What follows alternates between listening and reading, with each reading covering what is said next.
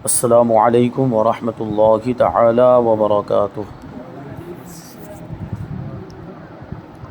نحمده ونصلي ونسلم على رسوله الكريم اما بعد فاعوذ باللہ من الشیطان الرجیم بسم اللہ الرحمن الرحیم ان اللہ وملائکتہ یصلون علی النبی یا ایہا الذین آمنوا صلوا علیہ وسلموا تسلیما اللہم صلی علی سیدنا و مولانا محمد معدن الجود والکرم وآلہ الکرام وابنہ الکریم وبارک وسلم صلاۃ و سلاما علیک یا رسول اللہ صلی اللہ تعالی علیہ وسلم۔ اس سے پہلے والے درس میں حوض کوثر اور پل صراط کا ذکر ہوا۔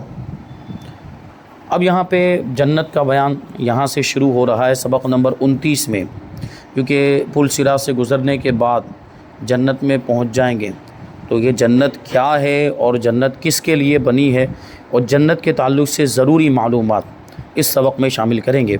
سب سے پہلا سوال یہ ہے کہ اس دنیا کے بعد بھی کیا کوئی دار یعنی مکان ہے؟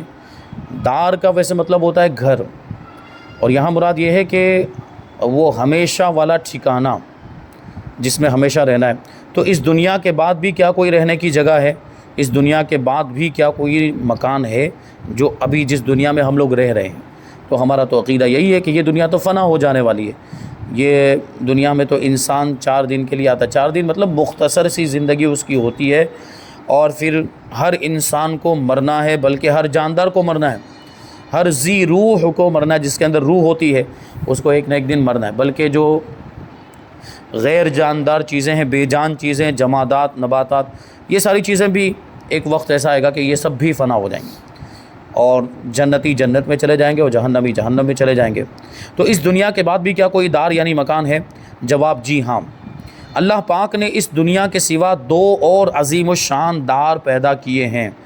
ایک دار النعیم یعنی نعمت کی جگہ، اور اس کا نام جنت ہے، کیونکہ جنت میں نعمتیں ہوں گی، بہت ساری نعمتیں ہوں گی، اس میں آرام ہی آرام ہوگا، آسائشیں، اور جو جنتی خواہش کرے گا وہ ساری چیزیں اس کے سامنے حاضر کر دی جائے گی، جیسا کھانا چاہے گا یا جو دوسری نعمت وہ چاہے گا اس کو مل جائے گی۔ لیکن ایک دوسرا دار ہے، وہ ہے دار العذاب یعنی عذاب کی جگہ، اس کو دوزخ کہتے ہیں۔ یعنی جنت میں جتنا زیادہ آرام ہوگا تو دوزخ میں اتنا ہی زیادہ یوں سمجھے اتنی ہی زیادہ تکلیف ہوگی۔ تو یہ دوزخ ہے، اس میں عذاب دیا جائے گا، اور اس میں اللہ کے نافرمان بندے جائیں گے اور کافر جائیں گے، اور ان کو وہاں پہ سزا دی جائے گی، عذاب میں مبتلا ہوں گے۔ سوال جنت کیا ہے؟ جواب جنت ایک مکان ہے، ایک جگہ ہے جو اللہ کریم نے ایمان والوں کے لیے اللہ تبارک و تعالیٰ نے اس مکان کو ایمان والوں کے لیے بنایا ہے۔ سوال جنت کے بارے میں کیا عقیدہ رکھنا چاہیے؟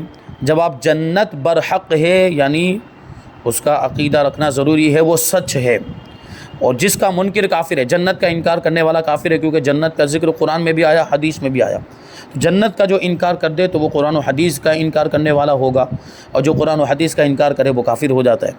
یوں ہی جو شخص جنت کو تو مانے مگر اس کے نئے معنی گڑھ لے، مثلاً ثواب کے معنی اپنی حسنات کو دیکھ کر خوش ہونا، یعنی یہ سمجھ لے کہ نیکیوں پر ثواب ملے گا، کا یہ مطلب ہے کہ اپنی نیکیوں کو دیکھ کر آدمی خوش ہوگا بس، اور اس کے بدلے میں جنت ملے گی اس کو کچھ نہ سمجھے، تو وہ حقیقتاً جنت ہی کا منکر ہے، یہ جنت ہی کا انکار ہو گیا، تو وہ بھی کافر ہے، ایسا شخص بھی کافر ہے۔ اور ایک بات یہ ہے یہاں پر بہت اہم کہ جنت پیدا ہو چکی ہے اور اب بھی موجود ہے، یہ نہیں کہ ابھی تک پیدا نہیں ہوئی اور بروز قیامت پیدا کی جائے گی، نہیں، ابھی سے بن چکی ہے، بنا کے اس کو اللہ تبارک و تعالیٰ نے موجود کر کے تیار کر کے رکھا ہے، اور قیامت کے دن جب سب کا حساب و کتاب ہو جائے گا تو جو جنت کے مستحق ہوں گے وہ جنت میں چلے جائیں گے، اور جو جہنم کے مستحق ہوں گے وہ جہنم میں چلے جائیں گے۔ یعنی ایسا نہیں ہے کہ حساب و کتاب ہو جانے کے بعد پہلے جنت تیار کی جائے گی اور دوزخ کو تیار کیا جائے گا، پھر جنتیوں کو جنت میں داخل کیا جائے گا یا جہنمیوں کو جہنم میں، نہیں، یہ دونوں چیزیں ابھی سے پیدا ہو چکی ہیں۔ سوال جنت میں کس طرح کی نعمتیں ہیں؟ جب آپ جنت میں اللہ تعالیٰ نے اپنے ایماندار بندوں کے لیے انواع و اقسام کی ایسی نعمتیں جمع فرمائی ہے، یعنی قسم قسم کی طرح طرح کی ایسی بے شمار نعمتیں جمع فرمائی ہے جن تک آدمی کا وہم و خیال بھی نہیں پہنچتا، آدمی کا وہم و گمان یعنی ہماری سوچ بھی وہاں تک نہیں جا سکتی۔ اتنی ساری اور اتنی طرح طرح کی نعمتیں اللہ تعالیٰ نے جنت میں جمع فرما دی۔ نہ ایسی نعمتیں کسی آنکھ نے دیکھی، نہ کسی کان نے سنی، نہ کسی دل میں ان کا خیال گزرا۔ یعنی ہم دنیا کی نعمتیں دیکھ کر جنت کی نعمتوں کا اندازہ بھی نہیں لگا سکتے، یہ تو اس کا ایک نمونہ اور ایک ادنا سی مثال ہے دنیا کی نعمتیں، ورنہ یہ دنیا کی نعمتیں جنت کی نعمتوں کا کوئی مقابلہ نہیں کر سکتی۔ وہ ایسی نعمتیں کہ ان کے بارے میں فرمایا گیا کہ کسی آنکھ نے وہ نعمتیں دیکھی ہی نہیں ہوگی اور کسی کان نے ان کے بارے میں سنا ہی نہیں ہوگا، نہ ہی کسی دل میں ان کا خیال گزرا ہوگا، یعنی ہم سوچ بھی نہیں سکتے۔ وہ ایسی نعمتیں ہوں گی ان کا وصف پوری طرح بیان ہی نہیں کیا جا سکتا، یعنی وہ نعمتیں کیسی ہوگی ان کی کیفیت بیان ہی نہیں کی جا سکتی، جب دیکھیں گے تبھی پتہ چلے گا۔ ابھی ہم دنیا میں رہتے ہوئے جنت کی نعمتوں کو پورے طور پر ڈسکرائب نہیں کر سکتے، یعنی پورے طور پر اس کو بیان نہیں کر سکتے۔ اللہ پاک جنت عطا فرمائے تو وہیں اس کی قدر معلوم ہوگی، وہیں جا کے پتہ چلے گا کہ اس کی نعمتیں کیسی ہیں۔ آگے سوال ہے کہ داروغ جنت یعنی جنت کے نگران کا کیا نام ہے؟ جو داروغ جنت کے داروغ فرشتے جو وہاں پہ اس کے دروازے پر جو کھڑے رہتے ہیں اور اس کو نگہبان بھی کہا جاتا ہے، وہ ایک فرشتے ہیں، تو ان کا نام کیا ہے؟ ان کا نام حضرت رضوان علیہ الصلوۃ والسلام ہے۔ جنت کتنی بڑی ہے؟ جواب، جنت کی وسعت کا یہ بیان ہے کہ اس میں 100 درجے ہیں اور ہر درجے سے دوسرے درجے تک اتنا فاصلہ ہے جتنا آسمان و زمین کے درمیان فاصلہ۔ درجہ مطلب جیسے ابھی مثال کے طور پر ہم سمجھ لیں کہ الگ الگ فلور ہوتے ہیں، بلڈنگ کے فلور ہوتے ہیں، پہلا فلور، دوسرا فلور، تو جنت کے اندر بھی اس طرح درجے ہوں گے، پہلا درجہ، دوسرا درجہ، تیسرا، ایسے درجے ہوں گے۔ اور یہ درجے کے بارے میں فرما رہے ہیں کہ یہ درجے سب سے پہلے تو 100 درجے ہوں گے، 100 درجے، اور پھر ہر 2 درجوں کے درمیان اتنا ہی فاصلہ ہوگا جتنا آسمان و زمین کے درمیان فاصلہ ہے۔ اب سوچیں کہ وہ زمین جنت کتنی بڑی ہوگی اور کتنی اونچی ہوگی۔ اگر تمام جہان ایک درجے میں جمع ہو تو ایک درجہ سب کے لیے کافی ہو جائے گا، حالانکہ سب کو اپنے مرتبوں کے اعتبار سے درجے ملیں گے، جس کا جیسا مقام، جس کی جیسی نیکیاں ہوں گی اس کو ویسا درجہ ملے گا۔ کوئی پہلے درجے میں ہوگا تو کوئی دوسرے میں ہوگا، کوئی تیسرے میں ہوگا۔ جو جتنا زیادہ متقی پرہیزگار ہوگا وہ اتنا ہی اوپر ہوگا، اور حضور پاک صلی اللہ علیہ وسلم سب سے اوپر ہوں گے جنت الفردوس میں۔ جنت الفردوس جو ہے وہ سب سے اعلیٰ مقام ہے جنت کا، اور جنت الفردوس بھی بہت سارے لوگوں کو ملے گی، اور جنت الفردوس میں بھی حضور کے لیے ایک خاص جگہ ہوگی، وہ اس میں بھی سب سے بلند ہوگی وہ جگہ، اور حضور پاک صلی اللہ علیہ وسلم وہاں پہ تشریف فرما ہوں گے۔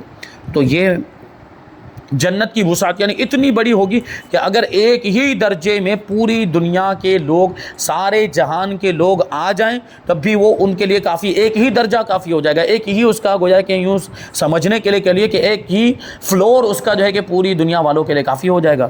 تو اب سوال یہ ہے کہ اگر مان لو کہ تھوڑے تھوڑے کر کے ہر درجے میں پہنچیں گے تو ہر درجے میں کچھ نہ کچھ جگہ رہ جائے گی، خالی رہ جائے گی، تو اس کا بھی ذکر ہے۔ اللہ تبارک و تعالیٰ کچھ اپنے خاص ایسے بندوں کو پیدا فرمائے گا جن سے پوری جنت کو بھر دے گا، اور دروازے اتنے وسیع یعنی دروازے اتنے کشادہ ہوں گے کہ ایک بازو سے دوسرے تک تیز گھوڑے کی 70 برس کی راہ ہے۔ جیسے ابھی دروازہ ہوتا ہے تو دروازے میں یہ اپنے جو فریم، مثال کے طور پر دروازے کی فریم، تو اس کا ایک طرف کا حصہ یہ دائیں طرف کا حصہ اور اس کا یہ بائیں طرف کا حصہ۔ تو ہمارا تو دروازہ کیسا کہ ہم کھڑے ہوں تو ہم دونوں ہاتھ سے دونوں بازو کو پکڑ لیں، اس کے دونوں طرف کے جو وہ فریم والا جو حصہ ہے وہ ہم پکڑ سکتے ہیں آرام سے۔ ہمارا دروازہ اتنا کوئی کشادہ نہیں ہوتا، لیکن جنت کے دروازے کے بارے میں کہہ رہے ہیں کہ اس کے ایک بازو سے لے کر گھوڑا دوڑایا جائے، وہ بھی کیسا گھوڑا؟ تیز رفتار گھوڑا، اور اس کو بڑی تیزی کے ساتھ، تیز رفتاری کے ساتھ اس کو دوڑا جائے تو 70 برس میں وہ جتنی دور پہنچے گا۔ اتنا بڑا فاصلہ ہے جہاں جنت کے ایک دروازے کے دونوں بازوؤں کے درمیان، اتنا زیادہ فاصلہ ہے کہ وہ تیز رفتار گھوڑا 70 برس میں جہاں تک پہنچ جائے اس کو کہا جائے گا۔ تو اتنا فاصلہ ہوگا، وہ دروازے کے بیچ میں جو جگہ ہوگی ایک بازو سے لے کر دوسرے بازو تک، اور اس کے باوجود فرمایا گیا، ایک دوسری روایت کے اندر آیا کہ وہ دروازہ اتنا کشادہ ہے، ابھی سوچیں آپ کہ 70 کیا بتایا 70 برس تک گھوڑا دوڑے تو کتنی دور تک پہنچے گا، اتنا لمبا اس کے اندر فاصلہ ہے، لیکن اس کے باوجود جب جنتی جنت میں داخل ہونے لگیں گے تو ان کے داخل ہونے کی وجہ سے وہ دروازہ بھی تنگ پڑنے لگ جائے گا اور اس میں چڑچڑاہٹ کی آواز آئے گی، اور ان کے یہ بازو جو ہے وہ دروازے سے لگیں گے، جنتی جب وہاں سے گزریں گے اتنی زیادہ تعداد میں ہوں گے۔ بہرحال یہ دروازہ اور اس کی یہ وسعت ہے، جنت اتنی بڑی ہے۔ سوال، جنتیوں کی کتنی قسمیں ہیں؟ جواب، جنتی افراد کی 3 قسمیں ہوں گی، کسبی، وہبی اور عطائی۔ پہلے نمبر پر کسبی جنتی وہ ہیں جو اعمال کی برکت سے جنت میں جائیں گے، نیک عمل کیے ہوں گے، اچھے عمل کیے ہوں گے تو وہ جنت پہ پہنچ جائیں گے، تو ان کو کہا جائے گا کسبی جنتی۔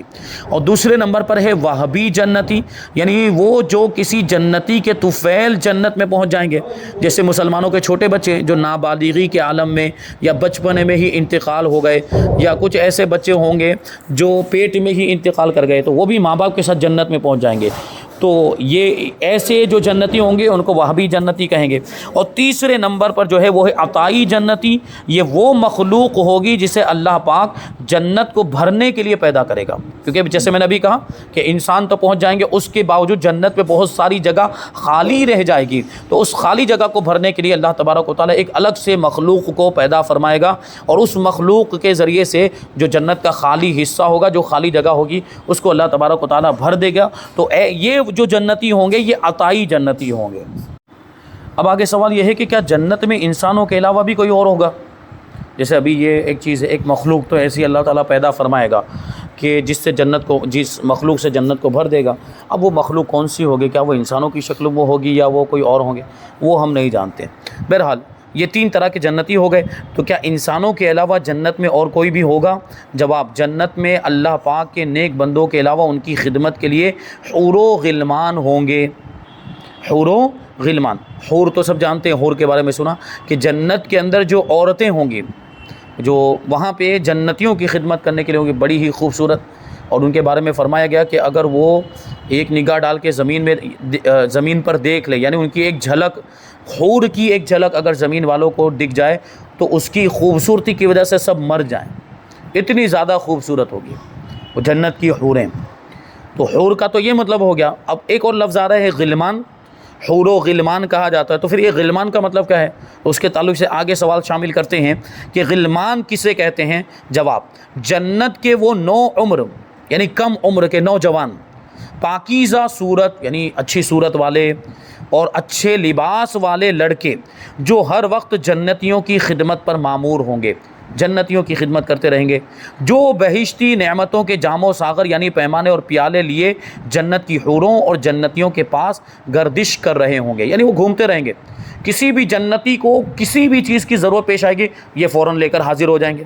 مان لو پانی پینا ہوا، جنتی پانی، اب جنت میں تو نہریں بھی جاری ہوں گی، اور تو جنت کی نہروں میں سے فوراً وہ پانی لے کر حاضر ہو، پیالے ان کے ہاتھ میں ہوں گے، اور بلکہ اگر کوئی شراب مانگے گا تو شراب بھی حاضر کر دیں گے، جنتی شراب، یہ دنیا والی شراب نہیں۔ یہ دنیا والی شراب تو وہ سڑی ہوئی ہوتی ہے، چیزوں کو سڑانے کے بعد بنایا جاتا ہے، وہ جو جنت کی جو شراب ہوگی وہ پاکیزہ شراب ہوگی، اور وہ سڑی ہوئی چیزوں سے نہیں۔ ظاہر سی بات ہے جنت میں تو کسی سڑی ہوئی چیز کا کوئی لینا دینا ہی نہیں ہے، اس کا کوئی تعلق ہی نہیں ہے۔ تو یہ جو شراب ہوگی جنت کی شراب، یہ انتہائی پاکیزہ شراب ہوگی۔ دنیا کی شراب پینے کے بعد آدمی کا دماغ خراب ہو جاتا ہے، عقل زائل ہو جاتی ہے، جنت کی شراب پینے کے بعد یہ سب نہیں ہوگا۔ ہاں ایک لطف ہوگا اس کے اندر، ایک مزہ ہوگا، لیکن وہ مزہ اس کی الگ کیفیت، اب اس کو ہم یہاں پہ اس کو بھی نہیں بیان کر سکتے کہ جنت کی شراب میں کیسا مزہ ہوگا اور کیسا لطف ہوگا۔ تو وہ جنتی شراب ان کو دی جائے گی، تو یہ غلمان یہ ہمیشہ ہر وقت ان کی خدمت کے لیے تیار رہیں گے، اور ہمیشہ یہ جو ہے کہ اس کو مثال کے طور پر سمجھنے کے لیے، ورنہ یہ دنیا کی کسی بھی چیز کو جنت کی کسی بھی چیز کے ساتھ ہم تشبیہ دے ہی نہیں سکتے، بس سمجھانے کے لیے کچھ باتیں بول دی جاتی ہیں۔ جیسے ہم مثال کے طور پر کسی ہوٹل میں پہنچے تو ہوٹل میں نہیں، وہ ویٹر ہوتے ہیں، وہ جیسے ہی ہم پہنچے تو ہمارے ارد گرد وہ گھومنے لگ جاتے ہیں، کیا آرڈر ہے، کیا لائیں، کیا دیں، کیا چاہیے آپ کو، ہوتا ہے کہ نہیں ہوتا؟ پھر ہم آرڈر، حالانکہ ان کا تو معاملہ یہ ہوتا ہے کہ ہمارا آرڈر مکمل تو وہ چلے جاتے ہیں، لیکن جنت میں جو غلمان ہوں گے وہ تو ہم نے جو خواہش کی وہ خواہش مکمل ہو جانے کے بعد بھی وہ وہاں موجود رہیں گے، اور بس وہ گھومتے ہی رہیں گے، بس کچھ بھی ضرورت پیش آئی۔ اور جنت میں تو ایسا حال ہوگا کہ ابھی ہم نے یہاں سوچا کہ یہ آنا چاہیے، یہ ملنا چاہیے، یہ پھل کھانا ہے یا یہ فلاں چیز کھانی، فوراً حاضر ہو جائے گی۔ اور جنت کا کھانا فرمایا گیا کہ ایک ایک نیوالے کے اندر 70 ذائقے ہوں گے، ایک نیوالے میں 70 ٹیسٹ. ایسا ہو سکتا ہے؟